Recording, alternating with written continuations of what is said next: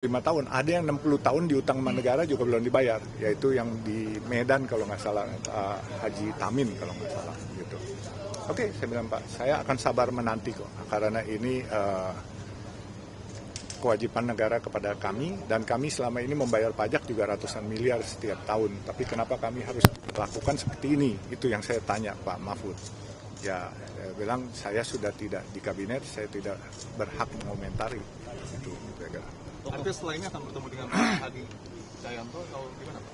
Ya, mungkin kita akan cari waktu, tetapi saya lagi berpikir karena ada ketemu teman-teman lawyer tadi, siapa ya, Pak Hamid Basyabi, sarjana hukum, saya kepengen melakukan coba class action, karena kalau warga negara hutang kepada negara tidak bayar, bisa disita jaminan, bisa dibekukan.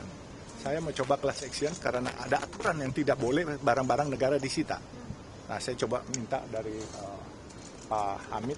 Pak Hamid. Saya akan menunjuk Pak Hamid sebagai lawyer untuk mengajukan class action terhadap peraturan negara yang tidak boleh disita. Ya, jadi ada aturan ya. Yang saya kira itu hubungan jadi tidak simetris antara negara dan warga negara. Kalau warga negara punya utang dikit diuber-uber sampai ujung dunia kan, sita barangnya diinin segala macam. Tapi kalau negara yang berutang, padahal dia sama-sama subjek hukum, nggak adil jadinya kan. Jadi kita mau uji, mungkin ada judicial review bahwa jika negara berutang kepada warga negaranya, dan itu banyak sekali.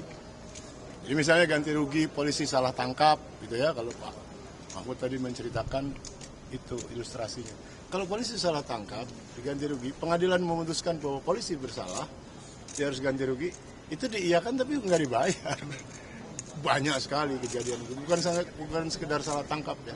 Ada banyak kasus lain yang intinya negara itu merugikan warga negaranya, tapi tidak dibayar.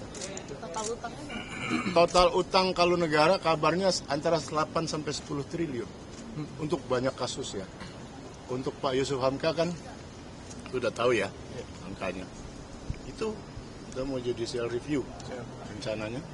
Pak ini kan sedang mempertimbangkan ke KPK juga udah ceritakan tadi.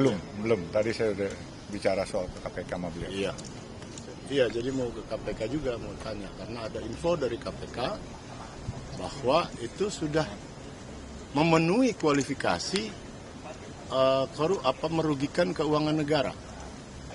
Jadi kalau dia berutang, misalnya dengan kasus Pak Yusuf Hamka berutang, lalu keputusan pengadilan menetapkan bahwa kalau tidak dibayar, maka setiap bulan didenda 2%. Anda bayangkan kalau dari 500 miliar saja misalnya ya, 2% itu kan artinya 10 miliar per bulan. Kalau dia berjalan setahun 120 miliar, itu kalau piutangnya 500 miliar. Kalau 1 triliun ya pokoknya Anda bisa hitung sendiri. Kemana duit itu dan kenapa?